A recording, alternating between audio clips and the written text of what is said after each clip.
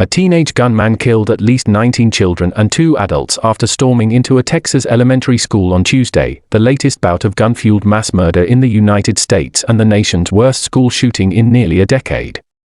The 18-year-old suspect, who was killed apparently by police, also had shot his own grandmother before fleeing from the scene, then crashing his getaway car and launching a bloody rampage at Robb Elementary School in the town of Uvalde, Texas, about 80 miles west of San Antonio.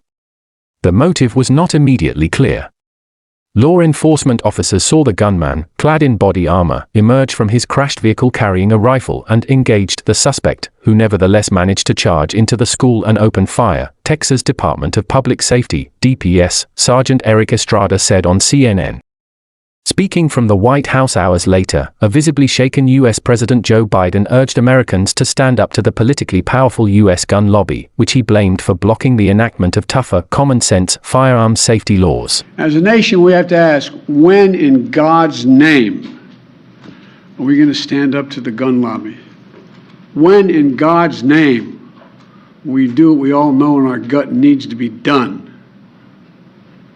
It's been 3,448 days, 10 years since I stood up at a high school in Connecticut, a grade school in Connecticut, where another gunman massacred 26 people, including 20 first graders at Sandy Hook Elementary School.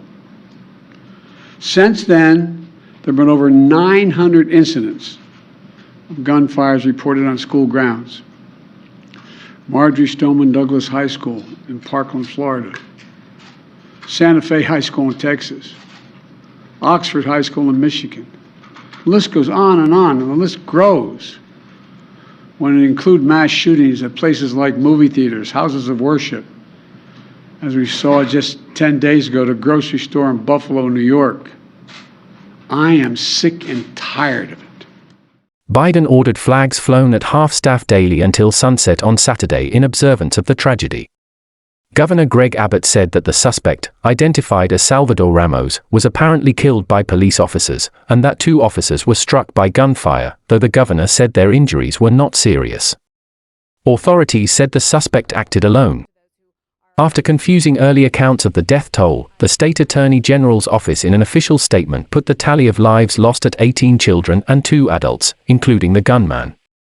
A Texas DPS spokesperson later told CNN that 19 school children and 2 adults were killed, not counting the shooter.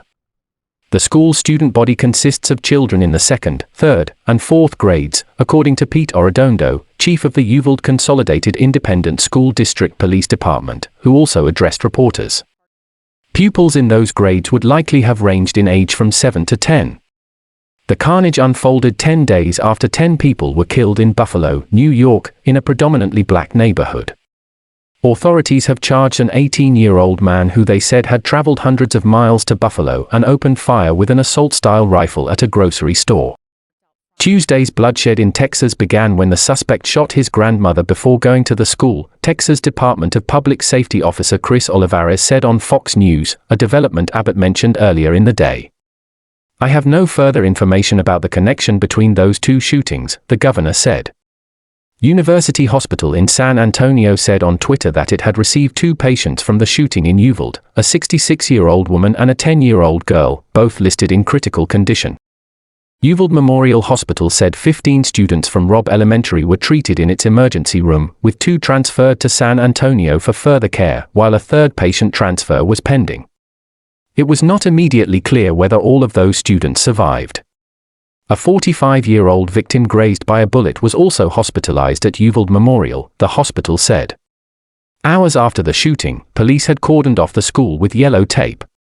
Police cruisers and emergency vehicles were scattered around the perimeter of the school grounds. Uniformed personnel stood in small clusters, some in camouflage carrying semi-automatic weapons.